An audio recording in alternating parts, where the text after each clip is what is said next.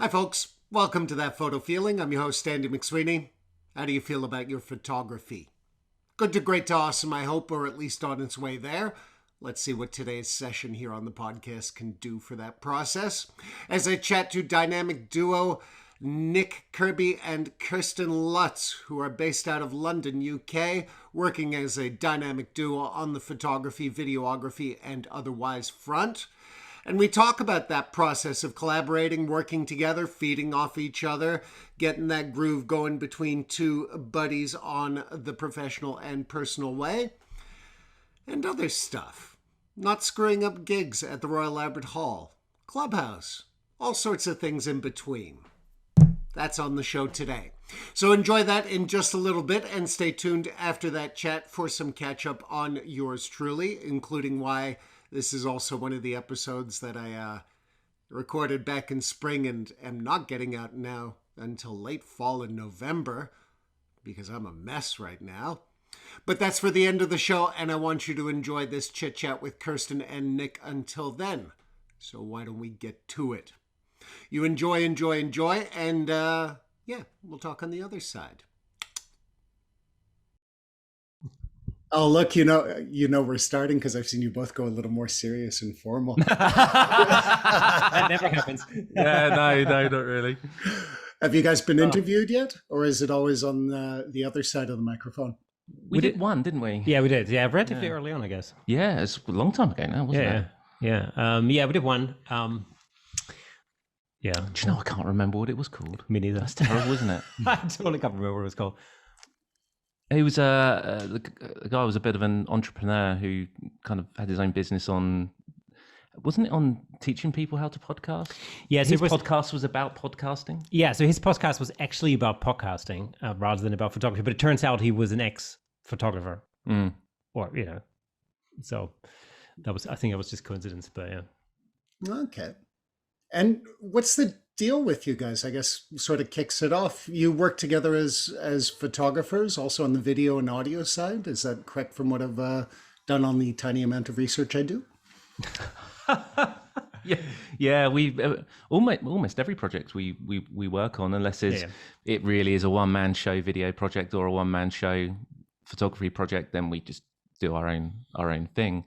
But otherwise, we generally work together. We do all sorts now, really, over the years. Yeah, I mean, it's sort of. I think it started off a couple of years ago when I thought that I needed to. I got to the point, I think, where I needed to collaborate with somebody. Because sometimes I think creatively you get to the point where you kind of feel that your sort of creative process can benefit from having a collaborator.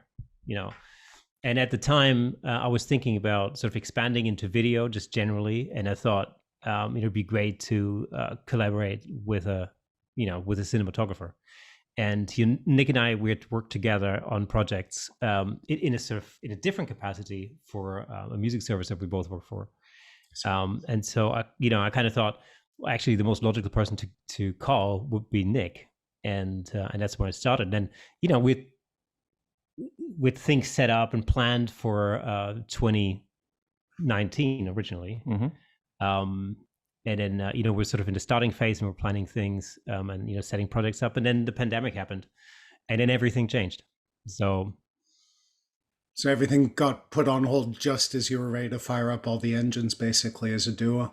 Yeah, exactly. Yeah.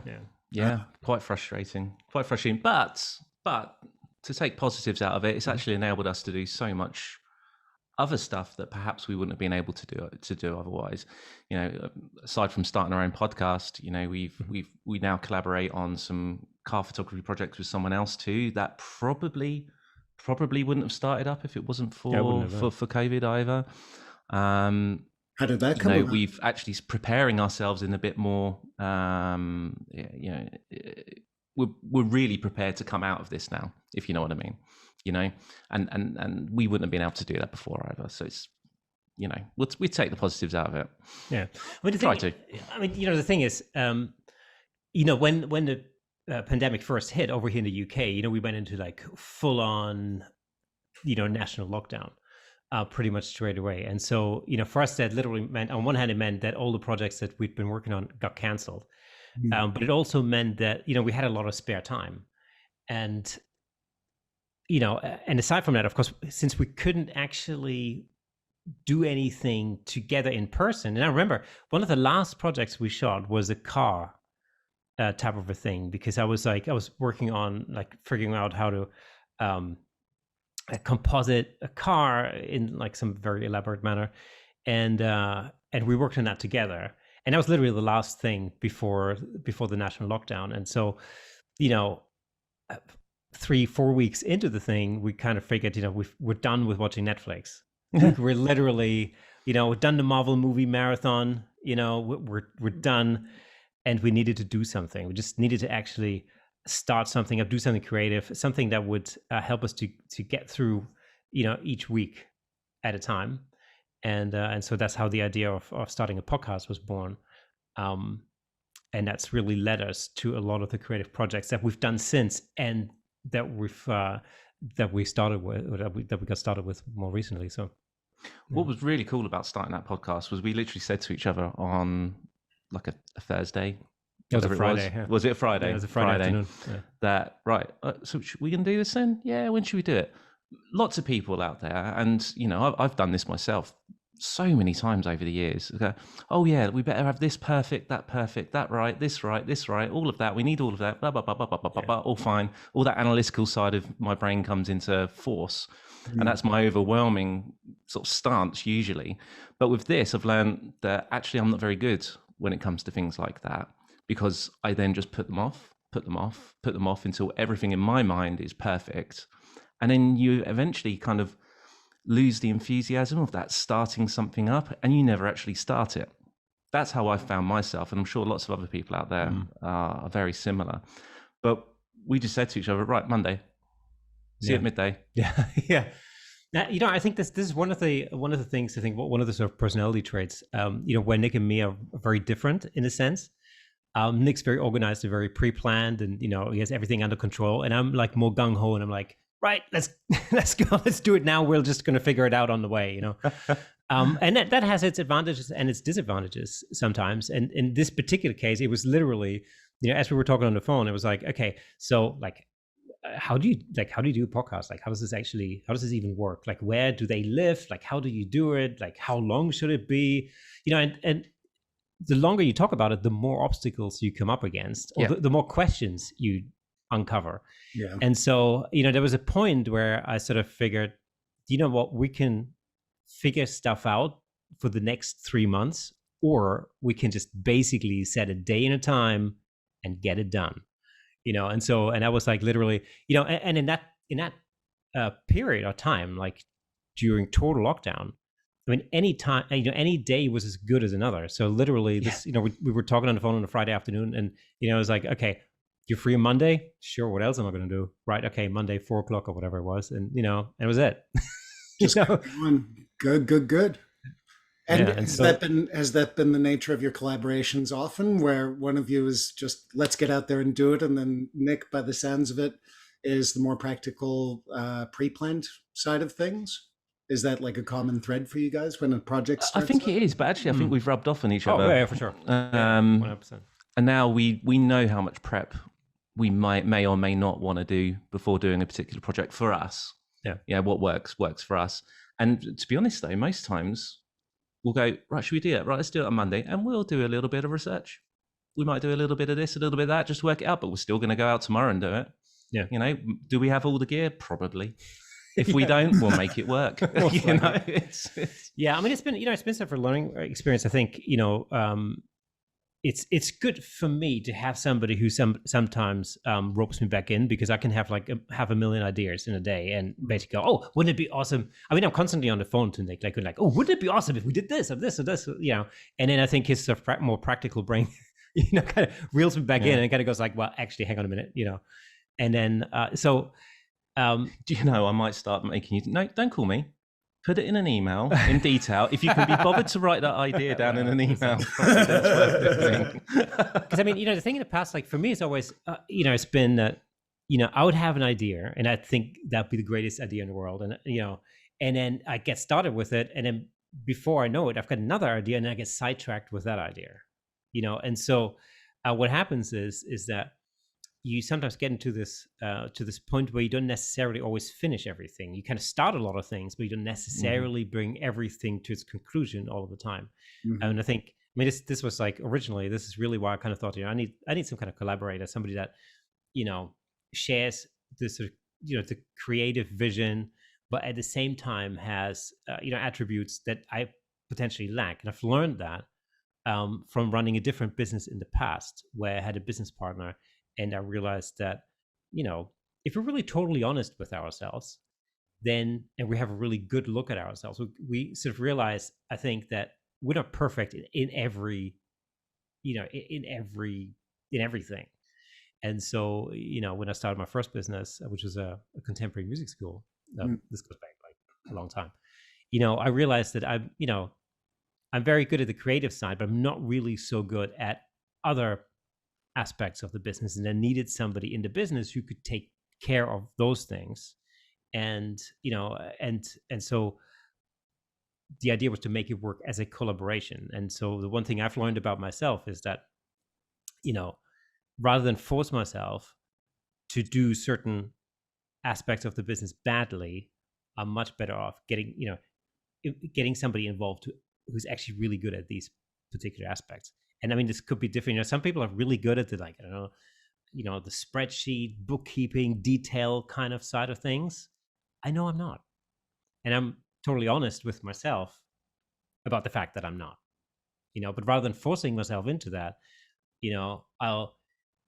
I think my time is better spent focusing on the things that I'm good at, and, working with somebody who is also good at the things that I'm not, if that makes any sense. So, and that's very often our collaborations, creatively, very often work like that. Like, for instance, if we're on a video shoot, I'm very much more an assistant, to Nick. And vice versa. And vice versa. Yeah, exactly. And so, it works really well together. And, I don't know, the word assistant is maybe not the best word, but gets the point across. But basically, that's sort of how, that's kind of how it works. It's like, if you think like, or if we're on a shoot, somebody's got to be in charge. If it's a particular video shoot, for instance, Nick will be in charge, and he'll be calling the shots, and I'll be doing the things that need to be done, to make it happen. And if you're on a photo shoot, it's the same, but possibly the other way around. Although, having said that, we always talk through like creative aspects of the whole thing. And that's, I was going to ask you about that. Is there hard decisions made beforehand, not just who's doing what, but who's kind of taking the lead? Sometimes. Sometimes. We do generally just take the stance if it's video versus photo. If it's photo, Kay will just take the lead, but we'll always talk about a project in advance, and we each put our own ideas in, and and particularly on the day as well. If we're going out and I see, I'll tell you what, if we tried this angle down there, and go, I hadn't thought of that. Yes, let's try that out. And same on video projects. Kay sees things in a slightly different way than I do, and that's brilliant. If you both see things the same way, what's the point? You're just going to have the same ideas. Yeah, I think the ultimate goal is always to make it better. Yeah. And that's the thing. So we're both thinking in our own ways about how we can make something better, and that's, whether it's a video project or whether it's a photo shoot. And so, and that's where, and I think, I always think like two brains think better than one. So, with that in mind, that's usually how we collaborate, really. Although I think we've got half a brain each. This morning, yeah. Yeah, we are recording on a Monday morning. That's totally fair. Like I said before, I can't believe you're doing this, and I certainly can't believe I'm doing this. Cool, guys. And the time of collaboration essentially is only a couple of years old, but that's enough of time that you must be starting to also just develop that next level of understanding each other and shorthand towards working together. Are you at the points where you can give each other a look and say, and that'll mean, you got to change the battery now? Oh yeah. Yeah. If it's on the video shoot, it's usually one of these. No, it's really not. We're in trouble now. But it's just those knowing nods like that just take care of it. You don't even have to communicate in words, particularly if there's, let's be honest, mistakes happen on shoots, right? the idea is to overcome those mistakes.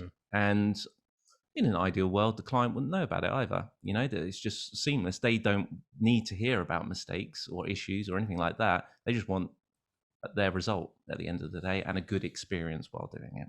Yeah. So if there's an issue that's happened, we'll both know that it's happened straight away. Or I'll give you an example, right? We did a shoot for a school, a video shoot for a school fairly recently.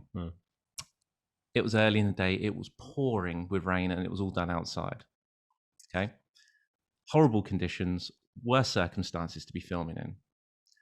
I had the day before or the day before that set my camera's HDMI output slightly differently for some reason, and I was recording onto a Ninja on the day.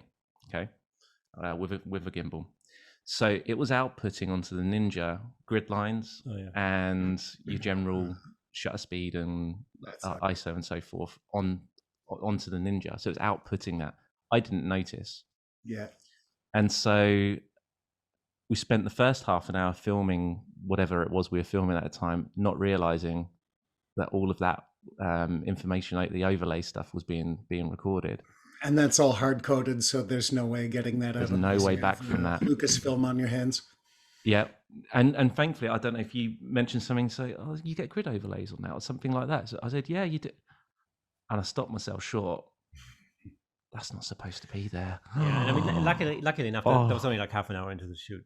Yeah, but you know, I mean, I think the moral of the story is, you know, these like rookie mistakes happen, like to anyone, you know, for whatever reason, and it's the more pairs of eyes you've got on something, the more likely it is that some of these things can be overcome, you know, more quickly. I mean, had we shot the whole day and not realized, it would have been disastrous for the project.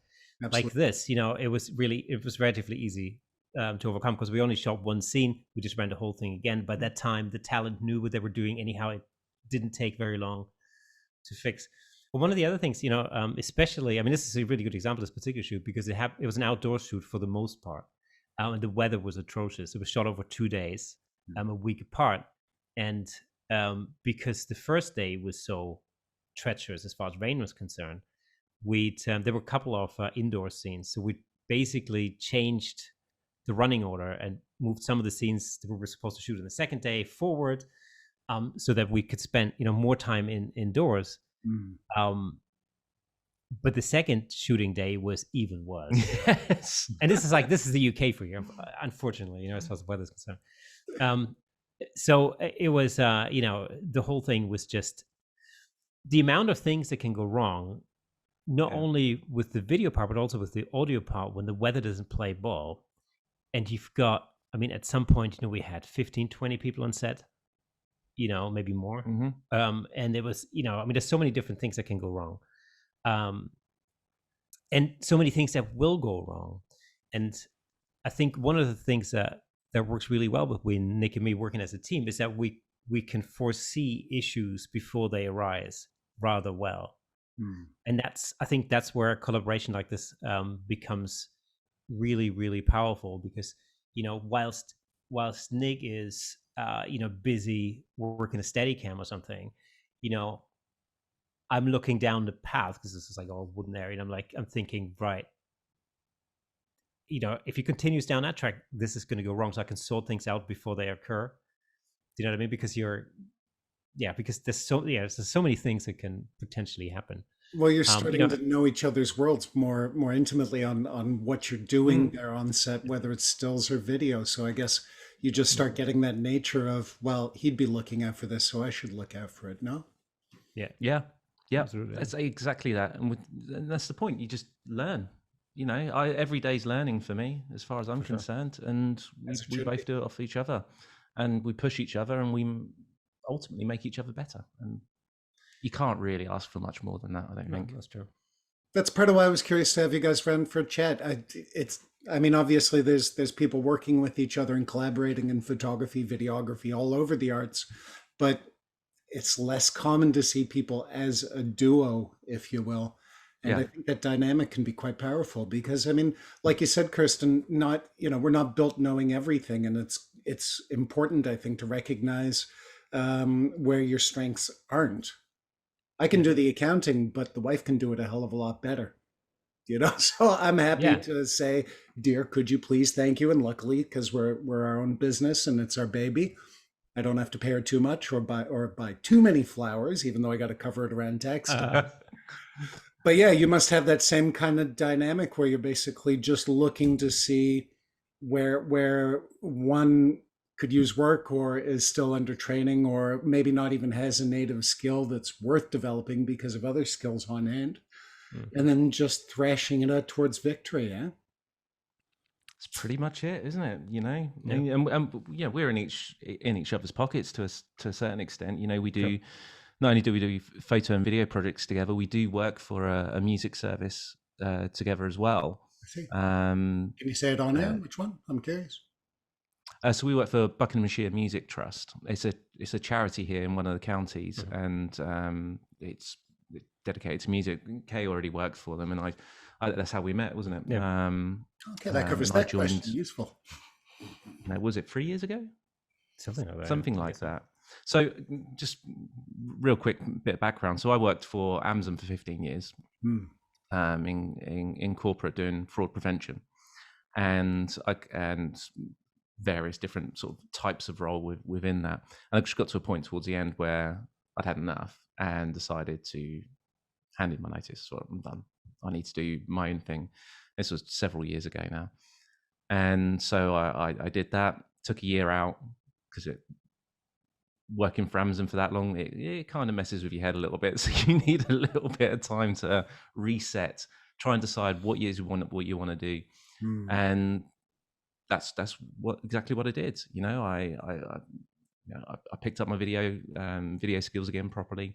I picked up my sort of kind of training, teaching style things again. And that's when I started to work for Bucks Music Trust and met Kay.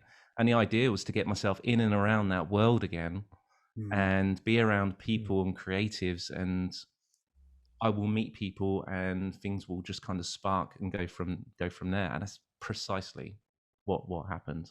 So that's kind of a little bit about my my awful background. No, it was great. I owe myself to it. If I hadn't done that, I wouldn't be able to do what I'm doing today. Yeah, so I'm very thankful for it. Yeah, it's not always clear at the moment. Absolutely. Yeah. Okay. Yeah, I mean, at the time, my role at the Music Trust was really a lot to do with the content creation and the marketing side of things. So, I would shoot orchestras and bands and create all the marketing materials, and and also shoot video as part of that. And when Nick came on board, there was another person who had a similar skill set, which basically meant that by default,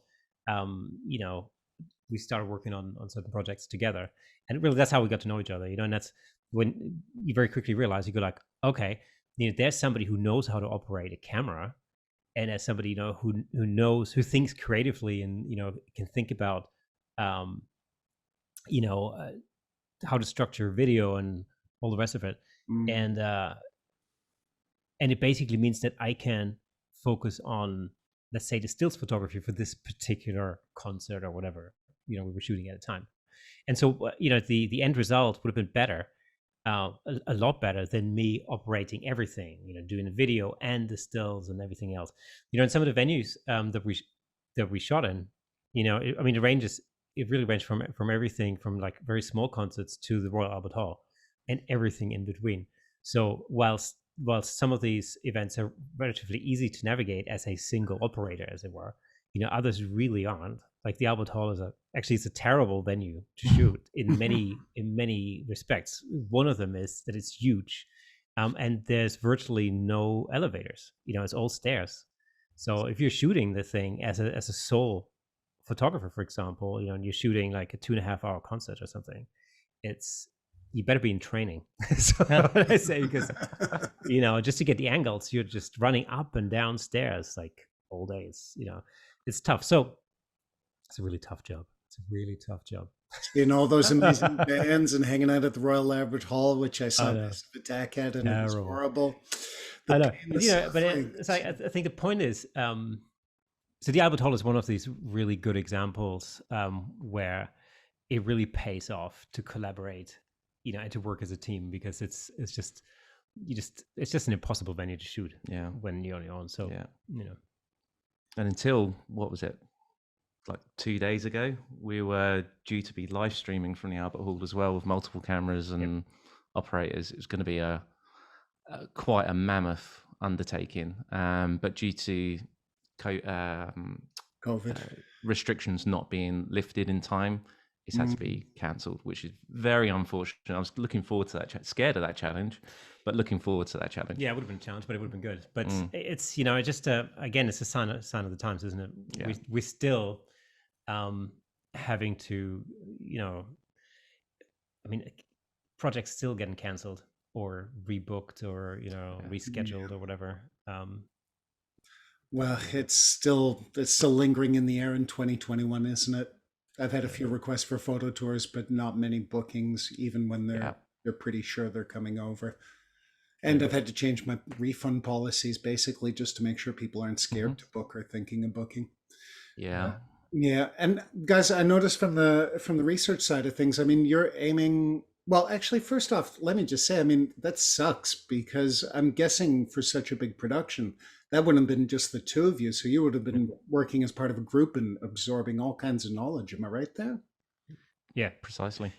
Yeah, it was it was a team effort. It was, partially from our perspective, since you could probably say, we were the producers on that kind of media part of it. It was a problem solving exercise, which in a sense was fun, on the other hand, though, and there were problems. yeah. On the other hand, we're both looking forward to overcoming challenges like that. That's really what every shoot is in many ways. The thrill of it all. Yeah. And it's, it's disappointing. It's disappointing also because obviously, we both haven't been to events of that nature for almost 2 years now, and that's, it was one of these points where you kind of think like, okay, well, maybe things are going back to normal, things are and then, it's just disappointing when stuff like that gets canceled again, but hey, it's just how it is. Yeah. It is part of it, I guess. And that's why I was thinking with the next question, which is fundamentally, and it's no slight. I'm sure there's other work too, but you guys are largely going for the commercial space of photography, corporate side of things, events, gigs, conferences, all that. How have you adapted over the last year when you had built up what I presume are all these plans to specialize very much in that, and also headshots and whatnot? And then it all gets shut down. Had you already planned out so much towards the event side of things, just as a rough grouping, or had Monday morning, or had you already planned out towards doing like events and everything, and as a major thing, or was it just a part of things from the start and you basically moved that around accordingly? I hope that question makes sense. Why am I doing this on a Monday morning? I think so. Well, I think, in terms of events, I've been shooting a lot of events previous to that. On one hand, there was the concert side of things. But on the other hand, there were corporate events that I used to shoot a lot of, sometimes in conjunction with conferences, sometimes not. I see. But all of that had, really shut down as soon as COVID arrived. So the event space was dead for the longest time, and then it was trying to come back a little bit in the summer last year, but it really didn't.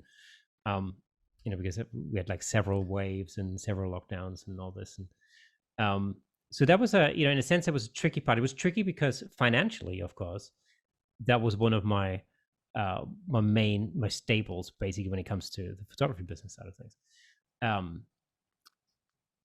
But on the plus side, it's also, it forces you to think differently, because I think, if it hadn't been for COVID, I would probably be doing a similar thing to what I was doing in early 2019.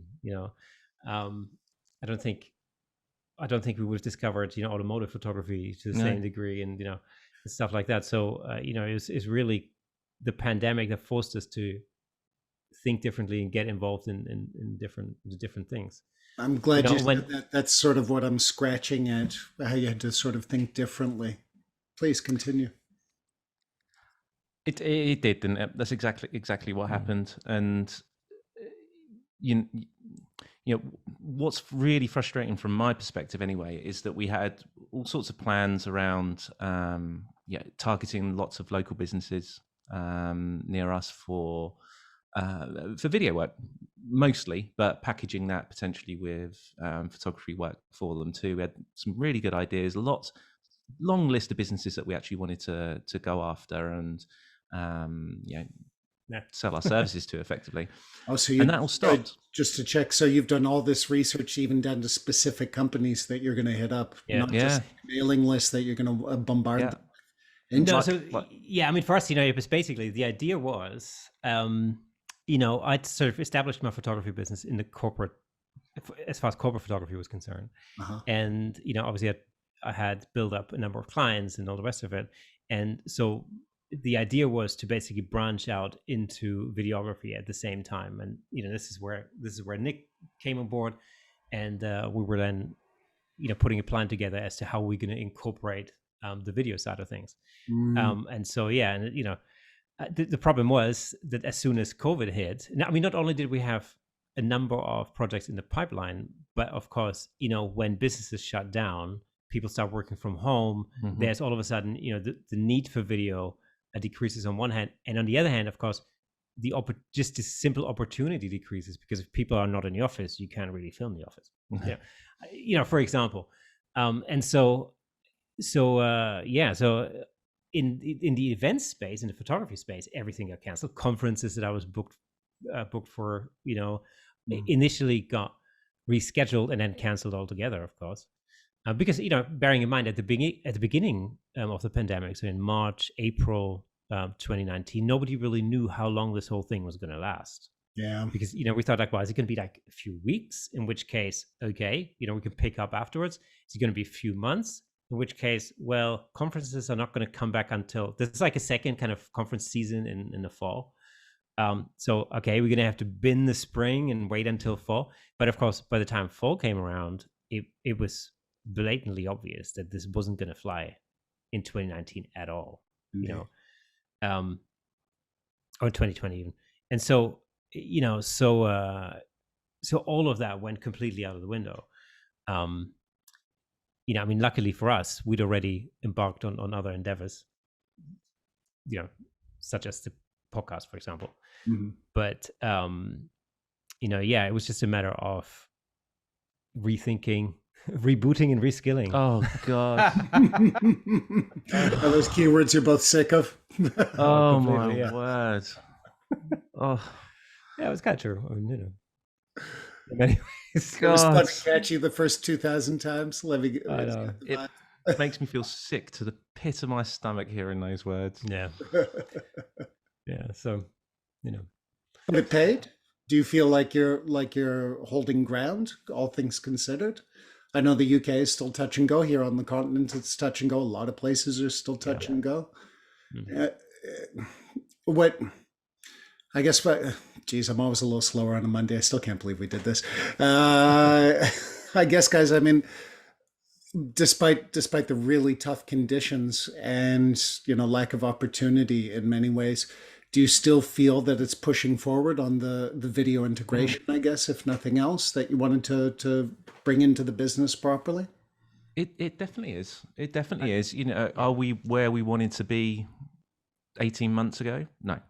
I think we're in a different place. But precisely. This is the thing. I think, I've been asked this before, like, as to whether I thought that, we'd come as far as we would have had it not been for the pandemic. And the answer is we just moved into a different direction, but we're in a completely different place now compared to where we were 18 months ago, or like 2 years ago.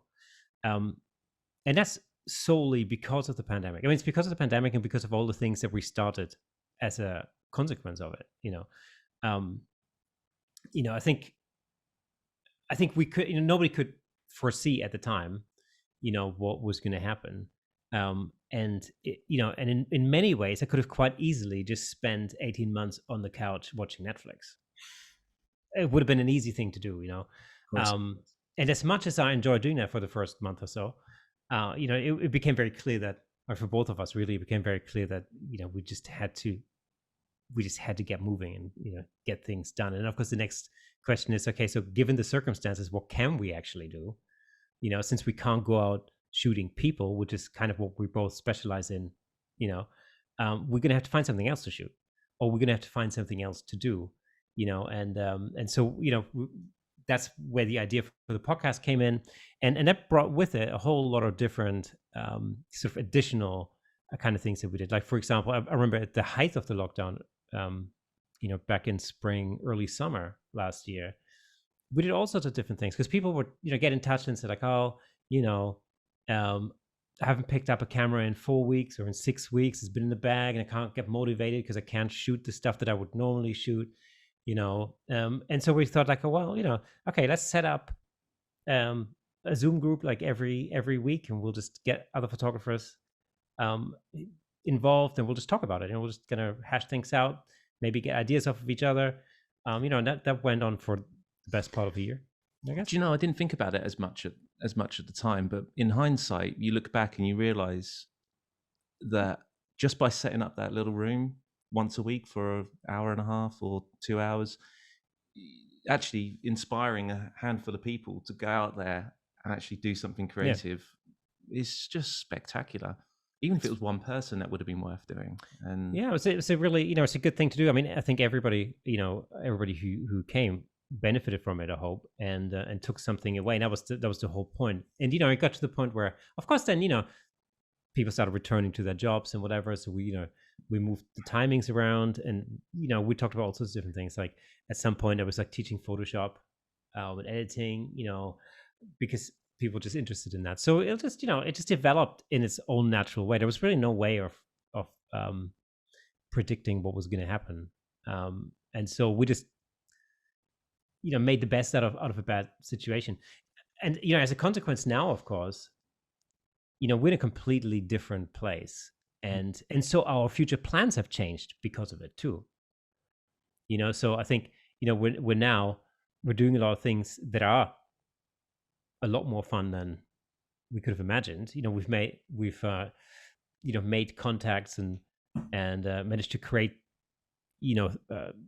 things that we didn't think we would be able to create at the time, and so we're moving into a different direction, I think, as a consequence.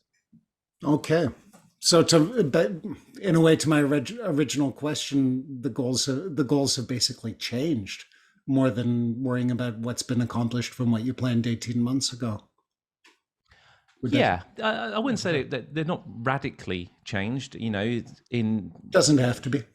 No, but I think we're a little more focused, if that makes sense. We're a little more targeted on what we're going after, whereas actually it was a much more of a broader net 18 months ago. Yeah. Now we're targeting ourselves a little bit, down that line, and that feels better. You feel more geared and more you know what you're after more than, well, let's try this and this. Yeah. You see the goalposts instead of seeing what direction the goalpost should be in. Yeah, that's right. We're in the penalty box. Yeah. Always a football analogy to say. Yes. I love it. I know nothing about football. Oh, Zero. man. You've got the Euros on right now as well. Yeah, my youngest daughter asked me, she was in the car I think it was on Friday. She goes like, are you excited for the game tonight? And I'm like, what game? It was like England versus Scotland, I think. Was it? Yeah, it's like not the Germany-France game. No. No, it's England versus Scotland. Apparently, it was a big deal. I didn't even know it was happening. Massive deal. And turns out it was one of the worst matches of the Euros. Fantastic. It was awful. There you go. So it was awful. Both rubbish. So Belgium are doing all right. Yeah, Belgium are cleaning up. Yeah. Go Reds. We do well as a national team. It's a rather nice surprise every time. One of the smallest countries in the world. The number one football team in the world. Yeah, the same thing was true for Holland at some point, or the Netherlands, back in the like 90s or whatever it was. Right? Back when, yeah. Was it Ruud Gullit? when and the balls. That's when I was watching football back then. Yeah. Yeah, luckily we have a really good roster when you put them together, and over the last over the last 6 or 7 years, their coach and attitude towards like everybody plays as a team has really done well for them. Yeah. But we're getting into football instead of photography. It's By the way, are you a hockey fan? to an extent. I like to play it as a kid. Running around on an ice rink was good for my ADHD and burning off some energy, definitely. Yeah. But it's a photography podcast, not a hockey podcast. Nice try. We agreed beforehand. Let's see how many times we can throw Andy off the trail. Oh yeah. I'm losing so far. Good. I thought there'd be a point system on the screen there somewhere. Well, quick question for you, Kirsten. What brought you to the UK? Because I mean, that brings that football talk brings up a little bit of the borderlines and where we all started or whatever else. You're from Germany originally, aren't you? Yeah, so I grew up in the south of Germany, and half my mom's side of the family are Canadian, or they live in Canada, and so that's that connection. But I grew up in the south of Germany, and I went to I moved to the UK to study music, basically, because that's creative. I mean, that's my background. I studied music. I worked as a session musician for 25 years. I see. What do you play? What do you play by and large? Say it again. What do you play by and large when you're doing sessions? I'm guessing more than one instrument, but where does the heart sit? Oh, it's guitar. Yeah, I'm a guitarist. Okay. So that's pretty much anything with strings. Well, as long as it's got frets, I guess. I can put some frets on the violin for you. Well, that could work. Why not? So that was the main thing. But I'm actually a third generation photographer. So photography has been running in my family since my grandmother. It's been always a thing, and I really started with photography and a video camera when I was really little, and that's and I sort of parked that a little bit whilst I got involved in music, and then when I was at a point where I was playing with bands and playing live on stage and playing gigs and whatever, I kept thinking about how awesome all the lighting looked. And so my primary concern has always been like, oh, this stage show looks really great. And you just can't get away from that, I think. So for me, it was a logical step to basically move from being on stage to photographing what's on stage. And then, that was really my start as far as professional photography is concerned. And then I moved from photographing concerts and bands and classical concerts as well to other types of professional photography. I see. And then the question was, at the time was like, okay, so that's the sort of point, I think, for everyone, when somebody offers to pay you for the first time, and you kind of go, it's the same in music, but it's, photography is just the same. It's like somebody says like, ooh, I want you to shoot this for me and I'm going to pay you this much. And you go, pay me? Really? Okay. And then of course, you figure like, oh, right, this, can this work as a business? Blah, blah, blah, and then for me at some point, having run another business for over a decade, the next question, and the kind of logical brain kicks in and you kind of go, okay, so right, if we're taking this serious for a minute, if I were to run a photography business, what type of business would I want to run? And this is really something I've learned from falling into running a music school. I'm happiest when I do the things that I love doing, and I think that's probably true for most people. And so when when it came to the point where I set up a photography business, it was really the ultimate question was really, what type of photography business would I like to run? And so I just built it around that, and at the time I thought, okay, actually, I like to travel. I like to go around places. As much as I like shooting music, there really isn't very much money in it. And that's a consideration when you have kids and you need to put food on the table.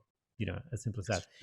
And so, for me, the thing was like, okay, how can I combine some traveling with actually getting paid, and having a good time? And so, conferences or international conferences was the answer to that, or corporate photography was the answer to that, because it's relatively straightforward. I deal with corporate entities as clients rather than individuals, so I don't really have to stress off like, arguing with individual people about getting paid small amounts of money. It was more a matter of, okay, here's a project, this pays this much, I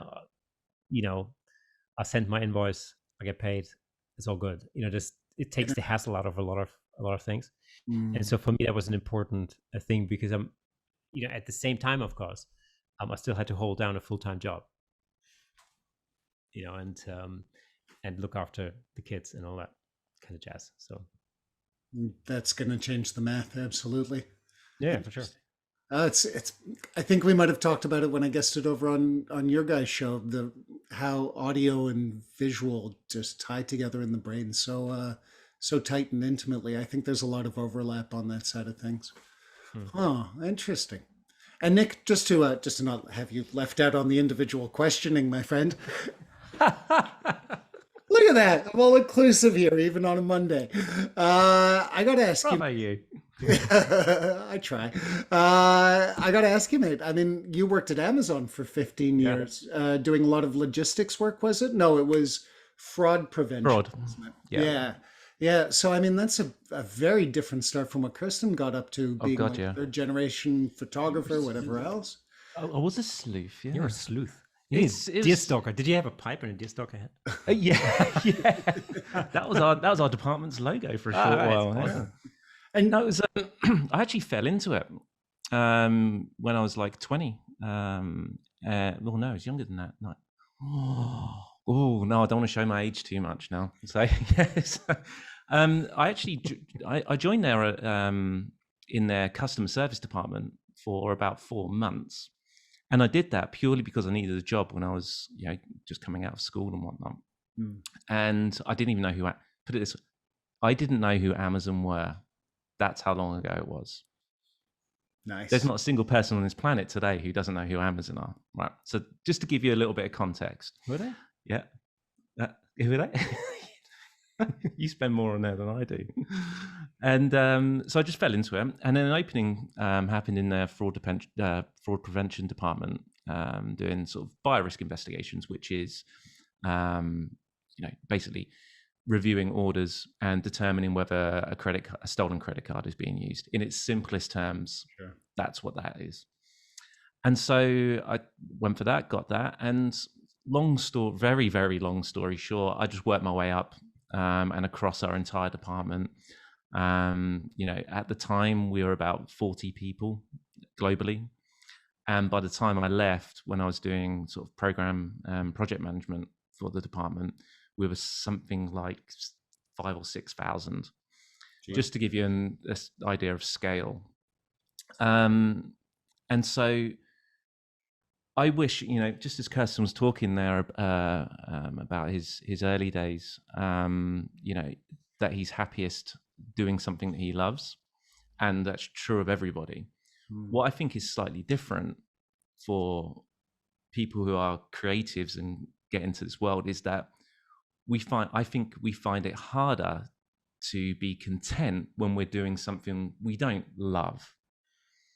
Does that make sense?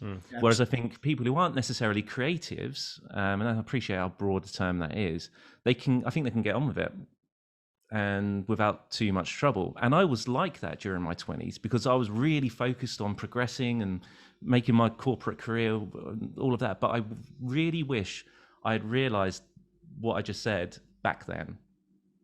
So I'd be a totally different person, because I now realize I'm almost only happy when I'm doing something creative and constructive like that. Where now when I'm not doing it, I'm really quite unhappy, really miserable when I'm not doing it. I find it very difficult to do stuff I don't really love now. Well, one of the funny things is I think when you as a creative, and this is like, goes back to being like a full-time musician, for example, people always ask you, like people who are in like different careers they always say like something like, it must be great, to turn your hobby into your job. And you kind of go, Well, you might think that, but actually what happens is you turn your hobby into a job. You don't have a hobby anymore. Yeah. And then, Well you know, said. and you know, what happens is your whole world, it just, evolves around this one thing that you do. And as a creative, and this is the thing, like for me, for instance, I was a session musician for a very particular reason. I love working on projects. I love finishing projects in a sense, and then moving on to the next thing, because my ultimate nightmare in music would be something, where you're tied to an act, or you're like, let's say in a top 40 band, or you work with a particular artist over like decades, and you end up playing the same thing night after night after night after night. I mean, at that point, you're not a musician anymore, really, you're a robot. And that's never attracted me, really. I'm not really interested in playing in front of people. I'm interested in creating something, making something, the whole process of starting with thin air. There's nothing there. And then you spend some time, put your brain to it, and then you come up with something that didn't exist only a few hours earlier. And so it's just, whether it's music or whether it's photography or whether it's making a video, all of that is the same thing to me. It makes no difference. They're just different mediums, so to say. But, the creative process is ultimately the same. And so, as a creative, you need to have that balance. You need to be able to balance, what you do with allowing your creative mind to take a breather. So you need to be able to do other things. So, doing music and photography in a sense together makes perfect sense, because one is almost like an escape valve for the other. You can just, let your brain breathe a little bit. And so it's interesting. So I play in a function band, a wedding function band, every week. Well, not for the last 18 months, but yeah, prior to that, every week. And that does make you feel a bit like a robot, so to speak. But the two things that I've done to get around that's a job, and it has been a job in my eyes for a very, very, very long time. But the way I get around to that is I love performing in front of people. I'm not the most outgoing person in the world. I'm quite happy to sit there and I'll put my input in when I need to put my input in, when I know it's going to add some value. There are people who don't do that, and it's like, okay, that wasn't particularly valuable, but all right, well done. But that's not me. That's just not me. But I do love to perform in front of people. That's when I become, who I really am, inside, and that's one thing. But then I go and do lots of other audio work at the same time. So from a music perspective, I play and write with other people. I do a lot of audio engineering too. And that keeps all that creativity and keeps music really exciting for me still. And what's interesting about the photo and video work that we do is kind of that that kind of outlet that we get is doing things like the podcast that we do every week. That's in no way feels like a job. That is fun. That's getting to talk to people like yourself and for a couple of hours, and we wouldn't do that otherwise. And we challenge our guests as well, and we do sort of projects with each other, and that is then all pure creativity, and there's no sense of a job attached to it. So if you can keep those quote unquote hobby aspects along with stuff that you do, you're onto an absolute winner as far as I'm concerned. And there was an interesting moment, I think, when we interviewed Joel Grimes, and he said he told us that for the last 50 years or something that he's been in the business or whatever, he's done a personal project every week. Something that had nothing to do with anything that he was actually working on, but just he took a day every week or something and worked on something just to kind of expand his own abilities and his mind, his creative mind, or whatever. And just talking to him, I think we both realized that's really ultimately that's exactly what we're doing. We're just challenging ourselves. We come up with different ideas, things that we do that have nothing to do with anything. It's just we're just doing it for the hell of it and because it's fun, and because very often it's just because we want to learn how to do something. Yep. Light painting is a really good example, and we've talked about this in our show a lot. The thing there is that we had a guest on the show who was very well known for his light painting of automobiles, and when just another week went by where we're like in total lockdown, we're thinking like, okay, well, wouldn't it be fun to shoot? Well, can't shoot people, so let's shoot cars. how are we going to shoot them? Hey, how about we learn how to light paint these things? And and so we went out and shot tons of cars, and we taught ourselves how to light paint with a little bit of help, maybe, and it's turned into a super fun thing. I mean, it turned into so much fun that this is going to be one of our specialties, I think, coming out of the pandemic. As a commercial offering. I think I said it when you were on our podcast, that aside from being happiest when we're doing the creativity side of things, I'm also happiest when I'm learning, and you put it really well, when you're discovering. Yeah. And that's what we were doing with that. And God, it was the most fun to go out there and do that and actually get, eventually get a result that looks great. I think, God, we did that. And we learned how to do that, and just see, and this is just coming back to the collaboration thing. I always, often think that is when you work with the right people. This is, by the way, true. I believe that's true in any creative discipline, no matter whether it's photography, video, or music, or whatever it may be. But if you work with the right people, the end result is much bigger and better than the sum of all things, if you know what I mean.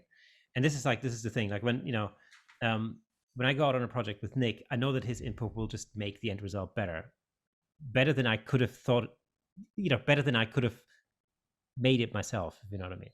And that's ultimately it, because it's ultimately about, for us, it's about the end product. It's about the portrait or the photo that we create, or the video that we make. It's about really creating the best end product that we possibly can. And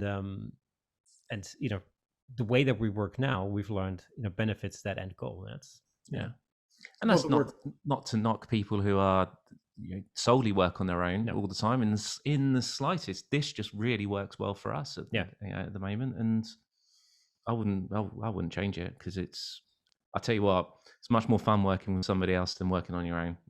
At its bare bones, it's so much more fun. That makes a ton of sense. It's one of the things it's one of the only things I don't enjoy about doing my own show, is when I don't have a guest and I have to sort of monologue it out instead of being able to bounce off someone. Yeah. And same on the photography. It's just so much fun to go out with like buddies, or I have a friend be a second shooter at a wedding to see what he gets, bounce off each other, grow that way. It's the only time that came and bit us in the backside a little bit was when we did one. We thought like our first anniversary show, we thought we'd do something special. So we decided to go into London because it had just become feasible again to travel into London.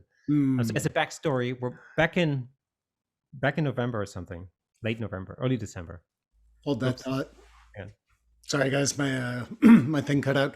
We'll just take a 2-minute break if it's all right. Change over batteries. Maybe you want to do the same. Cool. Thank you. Yes. Recording in progress. Cool.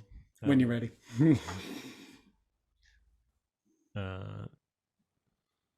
I thought you. I'll just say I'll take it back to when London was just opening up and you started going into town again. So London was just opening up in. Actually, let me just say again. Are you doing the intro now? Yeah. Absolutely, yeah. We're lucky. It's a good break point.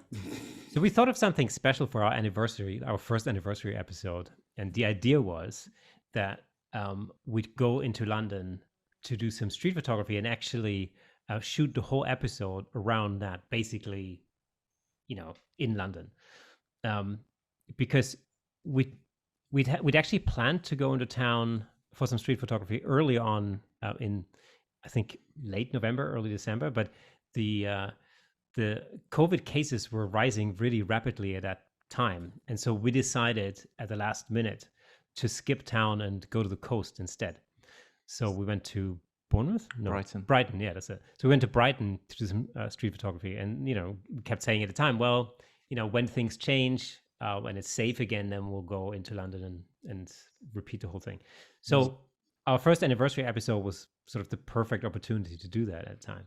And so we went into town armed with tons of cameras and everything else, audio equipment, and actually, it was such a great day, and it was so it was just so much fun being in town again for the first time in nearly a year, I figured. That we had a great time, we had a great day, but we didn't shoot anything. No, Well, we didn't film Excellent. anything. it's all right. We got a bit of B-roll, and that's about it. Yeah, Yeah, we had a little bit, like maybe a minute or two of B-roll, and that was it. We came back with some cool photographs, but we didn't shoot any video. So, by the time we got home again, we're like, okay, that was a fun day, but really we have a problem now with our anniversary episode. And at the end of the day, we just went like, you know what? There's a bench in the park. Let's just go there, set up a tripod, and talk. That's what we did. So yeah, I mean, that's tricky times. Yeah. If you want to hear the sound of a waterfall in the background, that's the episode to listen to. Yes. Our first episode in front of a live audience of ducks and waterfowl. Yeah. Well, you got to make it work too. Just like we made it work when my battery died, we put a little edit point in there in case anyone wonders why the question sort of trailed off a little bit. It was me. I had bad battery day. It's Monday all over. Yeah. So how did you get started with your podcast, by the way? Just out of interest. I just started doing it. I knew the technical end. I bought a microphone, a subscription to Libsyn, and started uploading episodes. The entire first season of 6 was monologues, no interviews, just chatting away. But I think I talked about it on the show. It was mostly an exercise on getting out of, I guess, stage fright. But when things are being recorded or I'm not there in person, to kind of soak in the full visceral experience. I always feel a little bit disconnected by digital. Might be something in my ADHD. So yeah, go ahead. It's a difficult thing, I think, when you're doing a podcast on your own. Because you're not really talking to anybody at the time. It's like literally you're having a monologue. I jumped into the deep end, definitely. Yeah, it was that first episode I did about 10 times just because I had to get over basically staring at a microphone and the emptiness and wondering if anyone's listening or if 1,000 people are listening. Should I be intimidated by that? Probably not. So even one person listening, just it had to be done. But that's also what I enjoyed out of doing it, and it accomplished a lot of things as far as I felt for my confidence, because fundamentally jumping in at the deep end, if you're not sinking, then you can take credit for that in a way towards building up the confidence and just getting on with things. And it's what I'd urge anyone to do something like a podcast, no matter what the topic is, because it does build a lot of confidence. If you can talk directly at a camera with no one else around and talk away, you can do that to anybody. Yeah. You can do that to anybody, and you've got no bounce back, no one to bounce off. Wow. So this is the thing. Very often, I think we were sort of in a way in a privileged position, because on one hand, we had somebody to talk to, so it wasn't like we weren't really exactly talking into empty space. Although, albeit when we first started our podcast, we had to do it remotely because we couldn't meet up in person. So, we were talking to each other via Zoom whilst we were recording ourselves, and then we edited the whole thing together afterwards. But at least we had another human being to talk to, one way or another. And the other thing, of course, is the motivation part of it. Because from the very beginning, we basically said, all right, we're going to record one episode every week, and it's going to come out on a Thursday, and that's it. And, when sometimes, especially during those times, sometimes when you're maybe a little bit down and you don't feel particularly motivated, it does take the other person to pick you up again and basically say, right, we've got a day, let's get done. And that's really, really worked. And that's been one of those, really positive, positive results out of it. And As it should be. I think the fact that you say privileged is very appropriate there. I have it sometimes. And even a couple of weeks ago, I got distracted by other business, and I had nobody to say, have you put out the podcast this week? Yeah. So that sort of thing is very priceless. Not to mention when you're actually recording, not just sitting there and going, okay, I'm going to have a one-sided conversation with the world. Let's see how this goes. Yeah. Well, exactly. And of course, the other thing is it can get quite, you can quite easily get disillusioned as well halfway through, because you don't, nobody really knows when you first go into this whole podcasting thing. You don't know what the reception is going to be. Are you going to get, are you going to get negative comments, for example, or what's the response going to be? Are people going to like it? Because ultimately you want people to like it, obviously, that's why we're doing it. And even though some people might say like, oh, I'm only doing it for myself, I don't really necessarily think that's always that true. There's, you get some kind of response, and of course you want it to be positive. Nobody wants to be criticized for something. And so, I think when that happens, like the first time you get a thumbs down on YouTube or a negative comment, something, it can feel really disillusioning because you've poured so much of yourself into creating this thing, And I think it's one of the things to get over. And again, for us, for example, we're lucky enough to have each other to basically, to pick ourselves up. I mean, not that we're getting tons of negative comments at all, but it's, you can get 100 positive responses and it's just going to be one negative thing, and it can bring you down for a day. Yeah, that's a common thread for photographers and creatives in general. And even at the top of the game, I interviewed Scott Kelby ages back for a two-parter, and he said he only hears the negative comments. There can be, I mean, at his level, he can get 5,000 comments. Yeah, one of them is negative. It absolutely ruins his day, and even the next book is like 2 days off because of it. So wow. Yeah, it's good that you guys have yourselves to bounce off each other.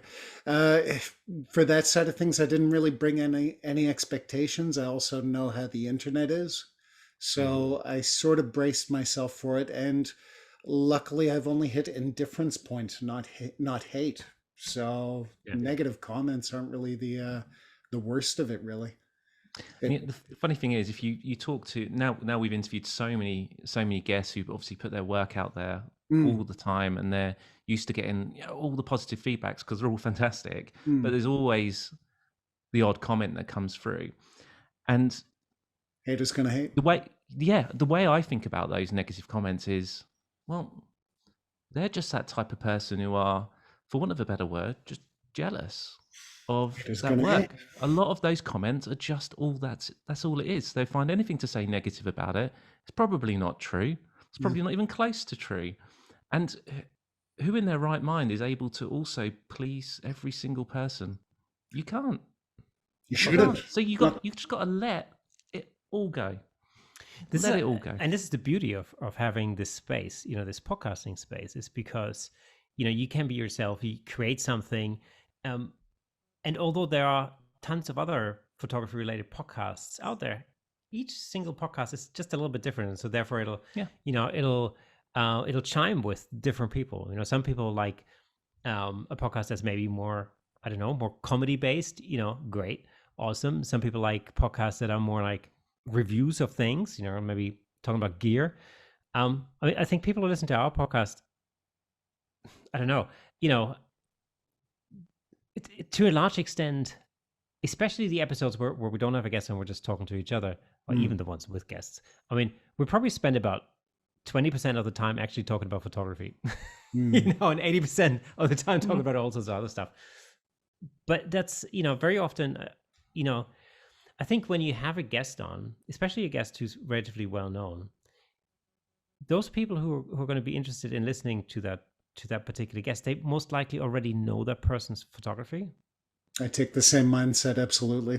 Yeah. And so what's more interesting is, I think anyway, is the person behind the lens, and so of course you want to talk more about, what makes them tick, what, how they feel about certain things and this and that and the other. And so it's really more kind of centered and based around the person rather than necessarily any specific work that they've created, and that's to a degree. Yeah. And that's where and of course I know there's other podcasts where the emphasis is completely different. That's cool. But the great thing about this space again is that there is space for everyone, and everyone's a little bit different, and it's all good. So it's what kind of makes it fun. For me, that's what makes it fun to talk to people like yourself and have you in the show, because in many respects you have similar experiences to us as far as running a podcast is concerned. And it's an interesting interchange or exchange even. I guess so. And I noticed from listening to a show before being on your show and then on your show that we do take on a similar frequency of just hang out, chat. We'll talk photography, but it could go anywhere. I kind of like that narrative. It has its drawbacks, obviously. I mean, it's like putting extra information into your frame when you compose out, but I also, and I'm guessing you guys do the same. Well, like you say, you're looking for something different, especially with the guys who have been interviewed 10,000 times over. Yeah. But I think for me, the most important is that you give your, and this is the same for photography. In podcasting, you give your listener credit. In photography, you should give your listener, your viewer credit. I mean, that is a different medium, and there is some changing around that goes on. But I think the main thing that sticks out as a contrast for the two for me is with a podcast, you can say, here's the full hour minus the toilet breaks on the edit. You go in there and you dig out what you want and make sense of it and take the knowledge and value that you want out of it.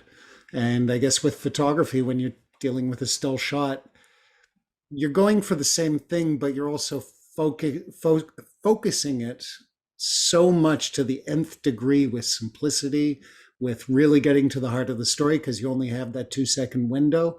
That yeah, I don't know if there was a point to that, but I guess it's different things that end up developing different skills as a photographer, a videographer, or just even human being.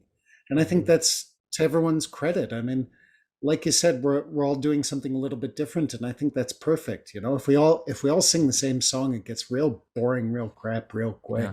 Yeah. So I think it's critical that we keep developing an ecosystem, whether it's community, whether it's podcast, whether it's otherwise, towards having that variety in there. And if you don't like it, you don't have to listen to it. It's just that simple. Well, Exactly. that's exactly it. It's like, yeah, it's a little bit like, complaining about people that follow you on Facebook, for example, and it's always saying like, well, just turn them off. I mean, you can just, just get rid of them. You don't have to listen to them, as you don't want to. Not to mention when you're bitching about something without respite, and I've heard it on Clubhouse over the last few weeks.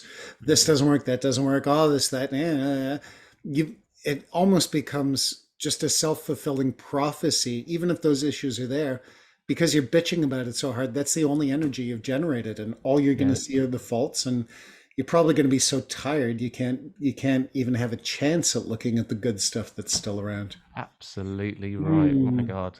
Couldn't be more right. Yeah. I mean, how many times have I seen like, why has everyone gone to green room type of a discussion room, especially over the last kind of week or two? That's been nuts. Yeah. And actually, guys, since I try and get the episodes out not too long after recording, this will be a couple weeks, but have you guys poked around Green Room as podcasters, thinking about how it ties into Spotify and some of the features and bits around it? I haven't. No, I've literally downloaded the app, but haven't even signed in yet. And that's really just based on some stuff that I found on some discussions that I heard on Clubhouse. I didn't even know. I mean, Spotify haven't done a very good job of advertising the Green Room thing to me directly, because I didn't know it existed until I heard somebody talk about it on Clubhouse. But then again, I've also been a very late starter with Clubhouse, so. Well, to be totally fair, they didn't really advertise it. I picked it up because of sound audio news is, I guess, what I'm trying to say. Just saw that and went over. Because of the time zone here, I got about 12 hours on America before they realized it was up. But, long story short, I'm not actually sure I really don't think actually it's going to be a Clubhouse killer in that kind of way. It's a different thing for different situations. You can record, you can do likes essentially, which are gems, little diamond gems. You double tap and wow, someone knows that you care about them in one way or another. You got to chat, you got all this stuff, but you don't have clubs. You don't have a schedule that's very clear or available to you on day one. So I think fundamentally what they're trying to do is make it an event thing, whether it's for podcasting, whether it's for a sports event, whether it's for a music event, whatever. You could do your before and after show on this medium. Everyone can get together, do the whole, let's give each other love and let's chat about it in the chat module and this, that, and the other. Whereas Clubhouse still, I think, will eventually land towards still having discussions, whether it's one-on-one or more likely in groups. It just smells like a different environment to me. So but I think ultimately, when it comes to something like Clubhouse, this is just my own experience, or has been my own experience over the last maybe 3 or 4 months, is that because it's so discussion based, it really ultimately boils down to the people that you're having these discussions with. So if Very all much. the people I like to hang out with, like, i.e., if all of my friends, let's say, I mean, it's the same with, like, let's say you're a member of a football club. If all of your friends move to the basketball club and you enjoy hanging out with your friends more, and that's worth more to you than the actual sport, then you should just join the basketball club too, because that's where all your friends are, right? So if you like hanging out with your friends, then you just have to do that. And this is the same on Clubhouse. It's ultimately, I enjoy being part of discussions because of the people I'm having these discussions with, and that's like your room, and it's, I mean, you and me were part of a number of different rooms where we meet each other all the time, and it's it's nice because the people are nice, and it's a fun way of spending a couple of hours. If all of those people moved on to a different app, I would probably most likely do the same, because that's how it is. And likewise, I mean, even if I preferred Clubhouse 10,005% more, if everybody heads over to Green Room or whatever else, Twitter Spaces, Facebook Audio, all these other things that are open up, you'd obviously have to consider it. The thing I hate about this discussion, and in a way I'm contributing to it by using the word hate, it's become an extreme of one or the other. It's like, exactly. Come on, just because Clubhouse is still growing or figuring its shit out in one way or another, whether it's valid criticism or not, you're just going to throw a temper tantrum, take all your toys and go to the other social media app because they opened up and they have one of the two of the features that you were hoping for. That kind of mindset already, I mean, it's not gonna make me hate you, but it does make me wonder, like, what are you thinking if it's just this extreme of one or another? I mean, to me, that goes to the human race problems of, like, politics, sex, and religion, where people are just freaking out on left and right at the extremes and forgetting about this whole breadth of gray, including the middle ground. So, and also, people are so multi-leveled as well, multifaceted. That, just people are complicated. Life is complicated. Exactly. So just because somebody has a different political opinion from myself doesn't mean I have to hate them. Yeah. I may not agree with them, and we may agree to disagree on certain, on certain points, but they may be unfollowed on Facebook. Well, I mean, Facebook's a really good example. I mean, the Facebook and Instagram kind of thing that's been going on for, like, it feels like a decade. It's like, just because you love Instagram doesn't mean you have to leave Facebook. It just means it's a different thing they use for a different purpose in a different way. I mean, totally different platforms. Totally awesome. In my particular case, for example, I have relatives all over the world, across a number of continents, and Facebook is a much better platform for us to keep in touch, and take part in each other's lives, really, just so we know what's going on, not necessarily to, like, spy on each other or whatever, but it's just like, like, if all your family lived in the same town and you just simply know what was going on, broadly speaking, in people's lives, and if that's important to you, that's great. In my case, we're, distributed across the globe, and so it's a great platform for that. Instagram is a different platform for a different purpose altogether, and so is Clubhouse. Yep. And so, if somebody feels or finds value in something like Green Room, and it enriches their life in some way, shape, or form, it's all good. There's no need to hate anything else just for that reason. That's it. That's it. Just because you like blue doesn't mean you have to hate red. Yeah, exactly. This ridiculous argument. That's right. Yeah, I mean, just sort of to I guess use the catchphrase I figured out to explain the difference between the two. Clubhouse is where I hang out, and Spotify is where I'm going to go out. Right. You see what I mean? I'll go for my day-to-day conversations probably on an app like Clubhouse, where you can have clubs where it needs a little more development. Let's not lie. But, I mean, basically they keep things fairly straightforward, simple, and about conversations. And when I go out and I go to a public communications event or chat or whatever the hell we're going to call these things collectively, that's where I might want a side chat. I might want to go, oh, wow, you said something cool, gem, or whatever gamify version of it, gets a nice social thing going that you need, or that can, I guess, resonate in a mass setting. Yeah, why not? I don't know. It's like politics. I don't always agree with the party I normally vote with, so I don't always vote with them. Is that so wrong? Well, that's the thing. I haven't actually voted in a long time. That makes you a bad person. I know, right? I hate you for it. Although in Britain, I don't think I could blame you, mate. If we're going to get into politics.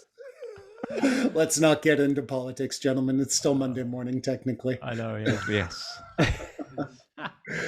Tell you what, why don't we bring it home on air so we can babble a couple more minutes off air.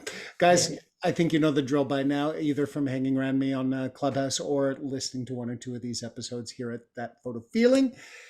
It's time for the question I ask everybody, whether they're joining me on the podcast, joining me as Photo Tour Bruges on a sunny day or even less sunny day in Belgium, but with beer to compensate. That was a long-winded way, guys, of saying either individually or collectively, how do you feel about your photography?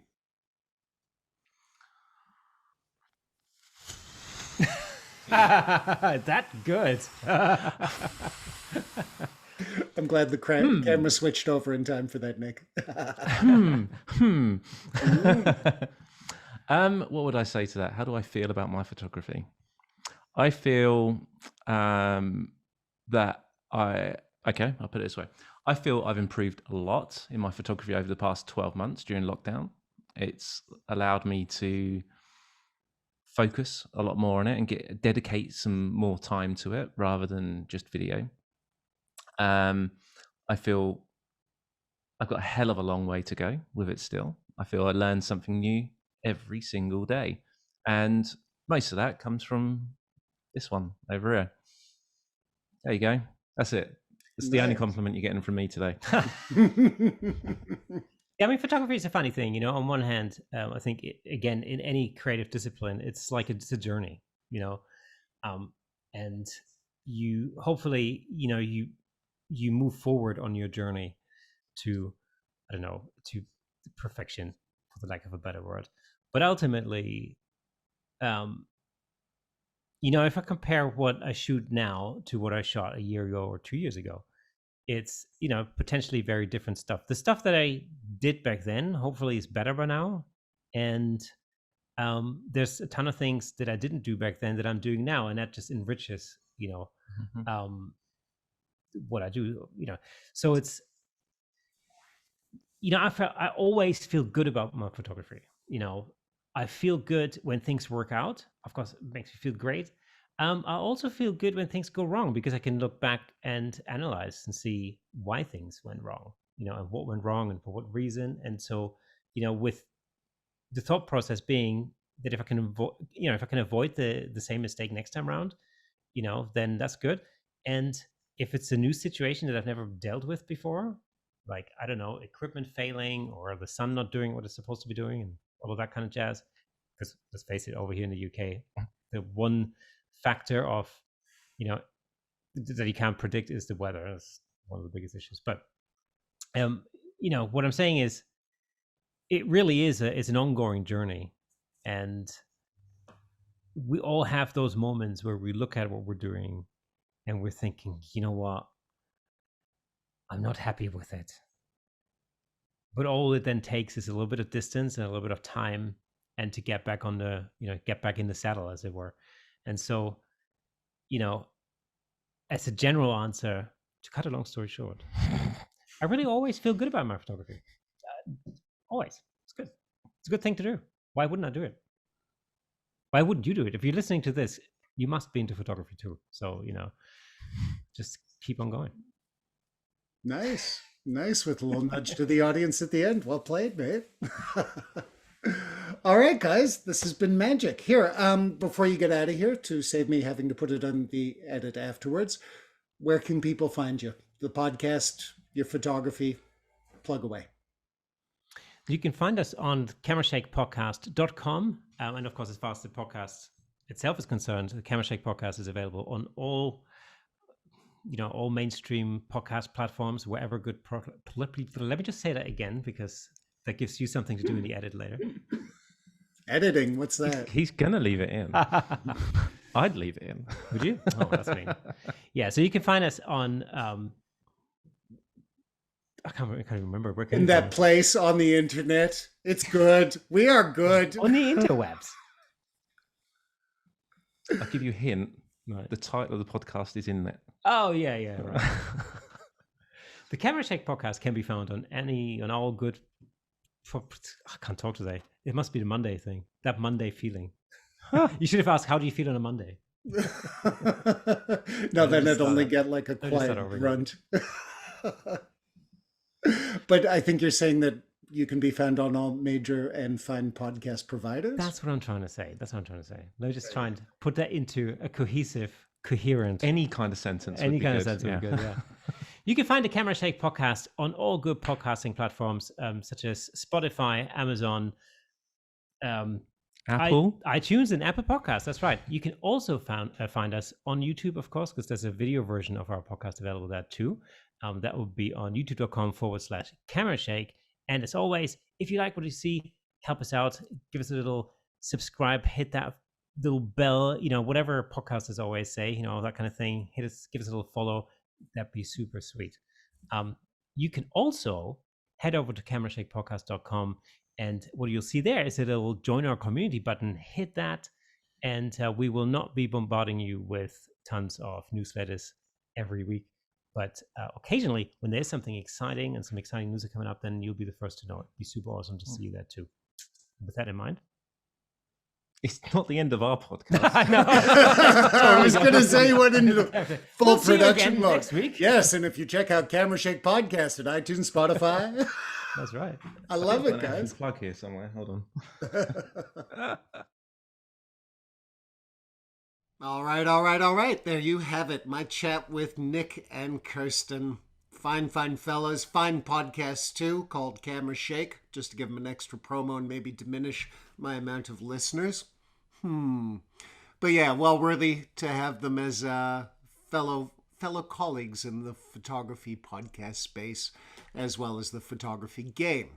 Hope you enjoyed that. I know I did, and I appreciate those guys just for coming on the show, as well as not being weird about the episode taking so long to get out.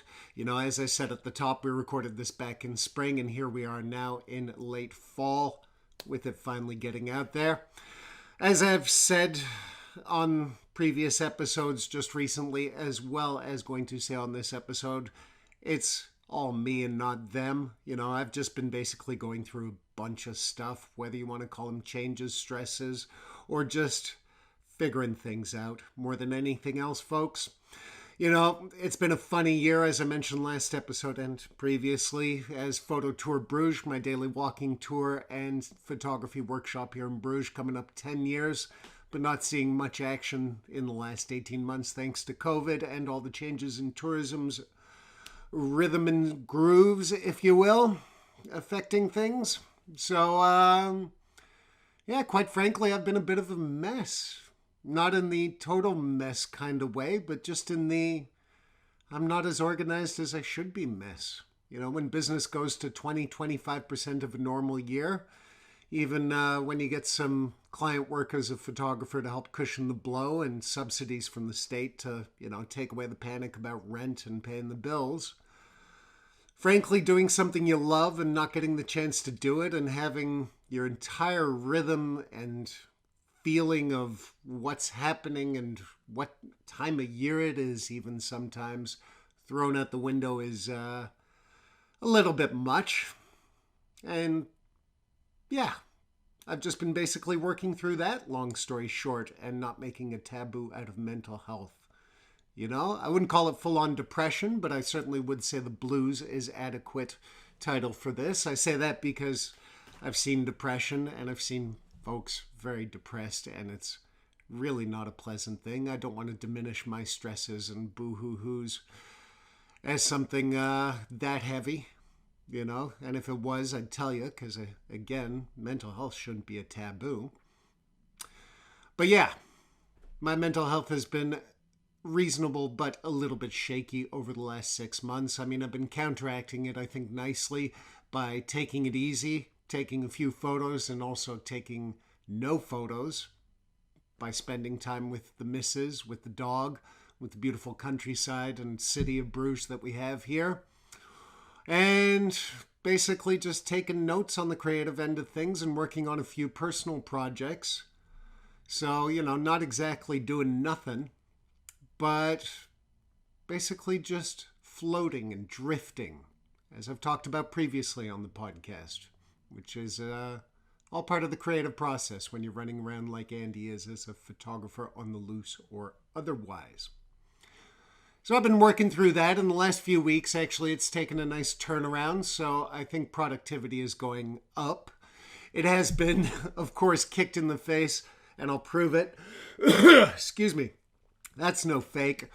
Of the cold that's almost been as bad as COVID, from what I can tell. I had 3 tests to make sure I was clear over the last 2.5 weeks. My brain has been nicely congested, and that's set back some of the productivity feelings I've had as November rolls around and takes shape, and I start seeing, some of my plans and thoughts for the future times start to take shape, but slowly, with a brain full of snot.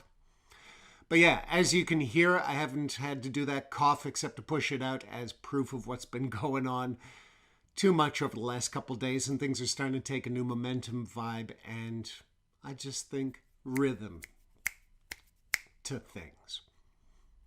So, as far as that pertains to the podcast and yours truly, we're going to keep rolling through. This is not the end of the podcast. I've tried that before, and I love this thing too much to give up, even if I haven't been feeling ultra ship-shape towards making an episode of a show that makes me absolutely no money and just costs me time. And yeah, friends, we're going to continue, however, with one modification to suit myself as a creative, and something I've been denying this show a little bit, which is to embrace some of the looseness to the last level necessary to make this thing fully enjoyable, productive, and, a result for everybody. Which is, quite frankly, I'm just throwing out any pretension of a schedule. Releases will happen when they happen. I did weekly ones last year, and that was great. I had all these guests. I had all these people to chit-chat to. I made most of those until spring started picking up and I had other distractions take over. But part of why the last 2 episodes, the one with Mark Silber and now this one with Nick and Kirsten, have taken so long to get out, is because if I don't get them out quick, and I let these episodes back up and these interviews sit here for a while, it just doesn't keep that momentum up. And the creative vibe, as well as the practical result of it all, don't come through the way they should. So now, like the next episode that I have with Mr. Stefan Bollinger, fine dance photographer, former performer, and just all-around amazing fella down there in Queensland, Gold Coast over in Australia. Well, that got recorded a couple days ago, and that's going to go out pretty much after the weekend. We release on a Thursday this episode. Monday, Tuesday, maybe Wednesday. I've got a couple things to catch up on after this sick time. That episode with Stefan's going out. No 2-week gap, no once a month, no once a week. We're just going to release them when we release them, and all you got to do is subscribe to the channel you're listening to this on. Could be iTunes, could be Spotify, Google Podcasts, Stitcher, whatever podcast network we're on. All you have to do is hit that subscribe button. And the same goes over at youtube.com/Andy McPhoto if you're watching the video feed of this, so you can see my ugly mug as well as Kirsten, Nick, and whoever's on the show. Just hit that subscribe button and maybe like a couple videos so the algorithm sees us. That's all you got to do. I mean, hey, the chat next week with Stefan Bollinger alone is worth that subscribe hit. He is awesome, and we had a great chat. What can I say? Hey, do it. Do it now. Or don't. Get on with your life, be happy, and live in merriment as much as possible. Because I guarantee you, my friends, life is short and it's not always roses, so you got to make the most of it. That is my 2 cents on the matter, and I think the end of this matter, and maybe even this podcast episode. All right? All right. That means I can do the outro, which is just to remind you that I'm Andy McSweeney of Andy McSweeney Photography, Photo Tour Bruges, the top walking tour in Bruges since 2012. for all photographers from beginner to pro. Link in the description as well as a discount. And of course, the podcast, That Photo Feeling, which is also a club on Clubhouse, should you be listening to that audio social app that some of us are hanging out on. So feel free to join me here, there, everywhere. And until then, my friends, you know what to do. Get out there and get shooting.